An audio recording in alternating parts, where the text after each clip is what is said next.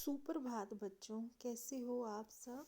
बच्चों, कल हम अपना पाठ 11 पढ़ रहे थे कारक, जिसके हमने 4 भेद पढ़े थे।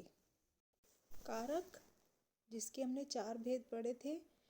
कारक के 8 भेद होते हैं और कारक कहते किसे हैं? संज्ञा या सर्वनाम के जिस रूप से उसका संबंध वाक्य में क्रिया अन्य संज्ञा या सर्वनाम शब्दों से जाना जाए उसे कारक कहते हैं। कारक के 8 भेद होते हैं: कर्ता कारक, कर्म कारक, करण कारक, संप्रदान कारक, अपादान कारक, संबंध कारक, अधिकरण कारक और संबोधन कारक।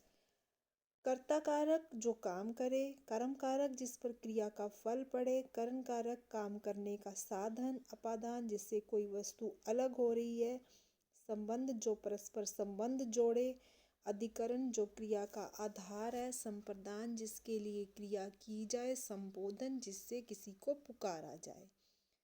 हमने पढ़े थे कर्ता कारक, कर्म कारक, करण कारक, संप्रदान कारक। आज हम पढ़ेंगे अपादान कारक। करण कारक का चिन्ह जो होता है से और जो अपादान कारक का भी चिन्ह होता है से, लेकिन करण कारक में साधन का प्रयोग होता है और अपादान कारक में अलग होना होता है। जैसे जिस संज्ञा या सर्वनाम से किसी अन्य संज्ञा या सर्वनाम का अलग होना उसका अपादान कारक होता है। जैसे सूर्य पूर्व से निकलता है।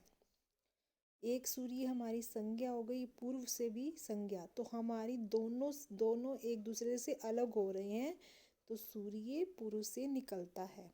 पेड़ से पत्ते गिरते हैं, पत्ते किससे गिर रहे हैं? पेड़ से। यहाँ पूर्व तथा पेड़ का अपादान कारक हुआ, यानी कि अलग हो रही है चीज।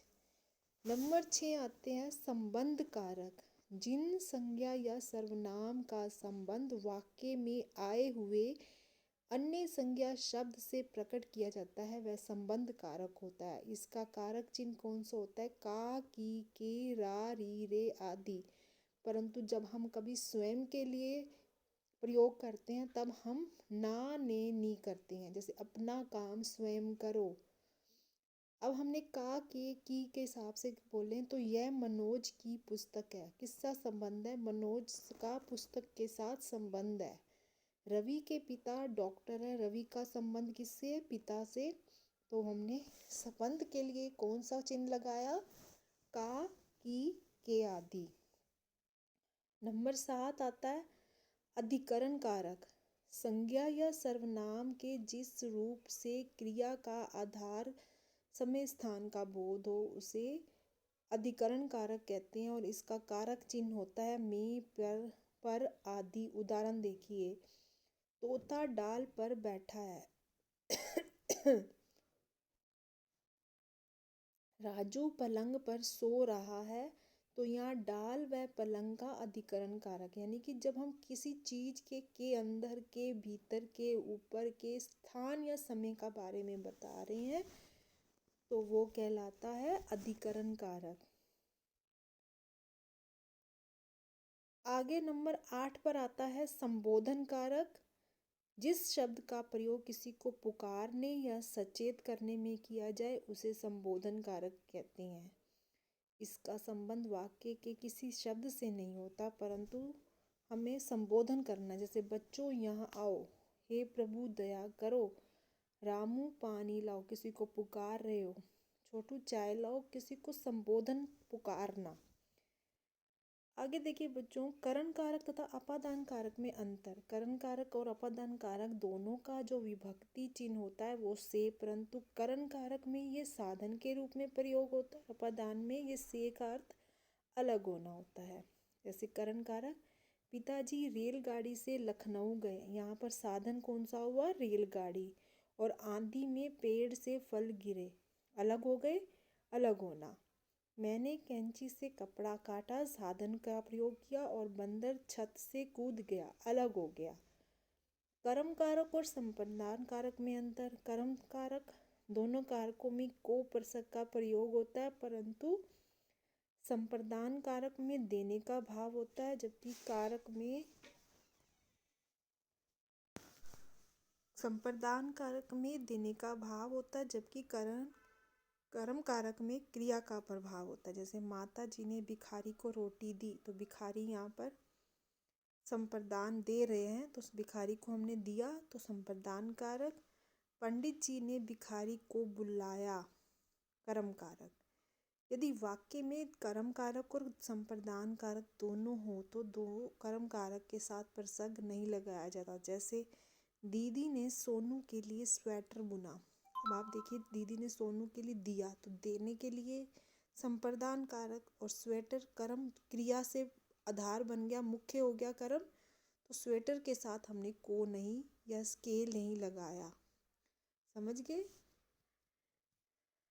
आगे देखिए, हम इसका अभ्यास कार्य अब करेंगे। आपके पास दिया हुआ है, जो कि आज मीरा ने गीत गाया। इस वाक्य में कर्ता कौन हो गया?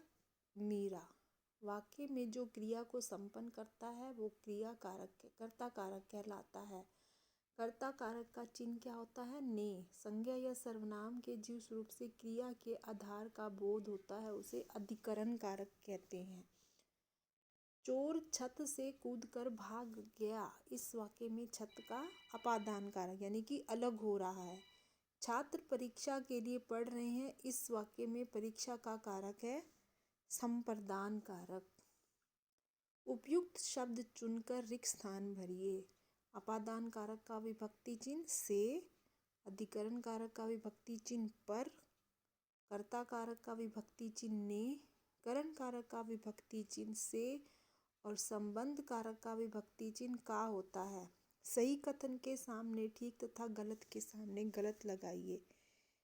कर्ता जिस साधन से क्रिया करता है उसे करण कारक कहते हैं। ठीक। क्रिया के आधार का अधिकरण कारक होता है। ठीक। अपादान कारक में अलग होने का भाव होता है। ठीक।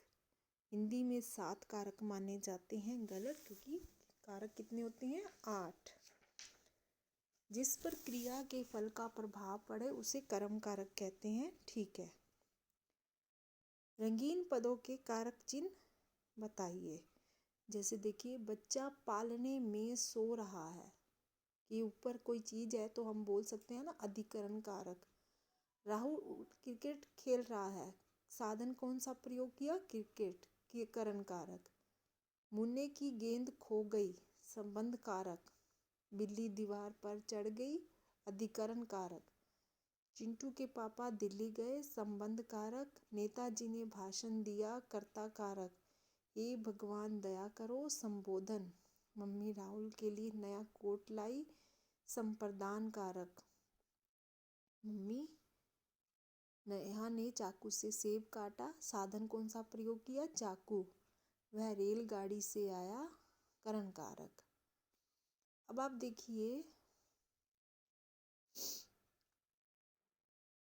निम्नलिखित विभक्ति चिन्ह संबंधी अशुद्धियां दूर करके वाक्य पुनः लिखिए। छत में मत बैठो, छत पर मत बैठो।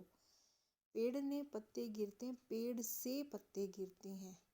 यमराज का कुछ आश्चर्य हो, यमराज को कुछ आश्चर्य हुआ। पक्षी पेड़ को बैठा है, पेड़ पर बैठा है। रोहित स्कूल पर गया, रोहित स्कूल में से गया, या स्कूल में गया या से गया, आप दोनों में से कोई शब्द लगा सकते हैं। रचित मेहमान को चाय लाया, रचित मेहमान के लिए चाय लाया। अब आप इस अभ्यास कार्य को अपनी पुस्तक में करेंगे। धन्यवाद। आपका दिन शुभ हो।